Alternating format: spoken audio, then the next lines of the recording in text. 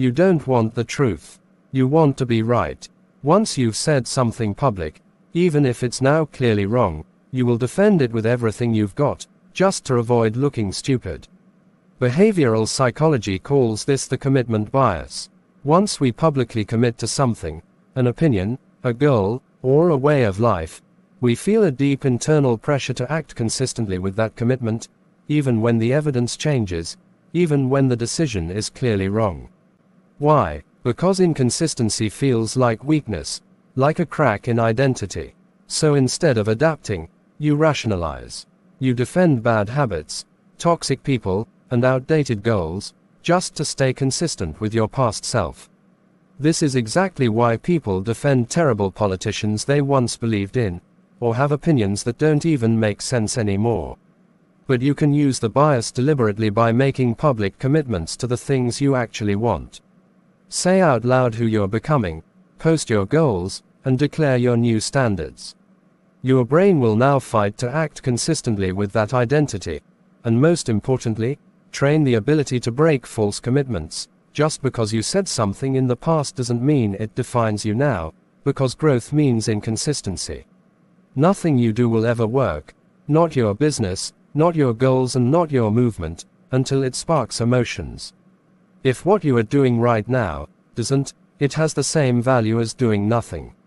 Because people don't act because of logic, they act because of emotion.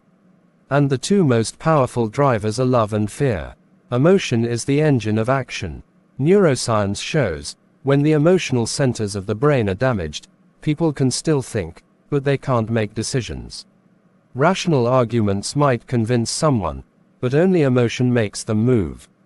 Love and fear are evolution's strongest motivators. Love drives us to protect, pursue, and build. Fear keeps us alive, alert, and away from pain. If your message, your business, or your mission doesn't activate one of them, it will always get ignored. Marketing understands this. Imagine a mother buying medicine.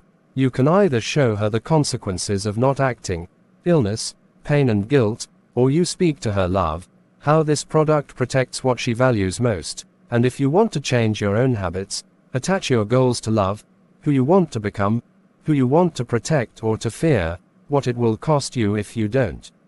Emotions are the cause of action. If you don't trigger them, nothing you will do will ever matter. You don't understand your brain.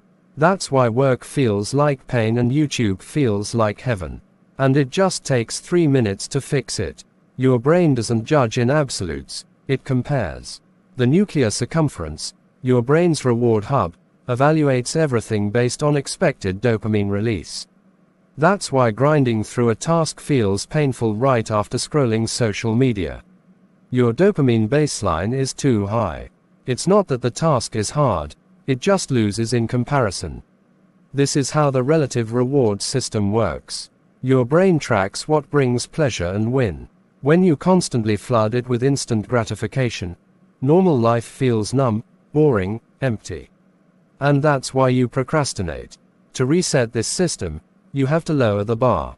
Every morning, before you touch your phone, before you speak, before you move, sit with no stimulation. No input, just 3 minutes of silence, eyes open, zero action.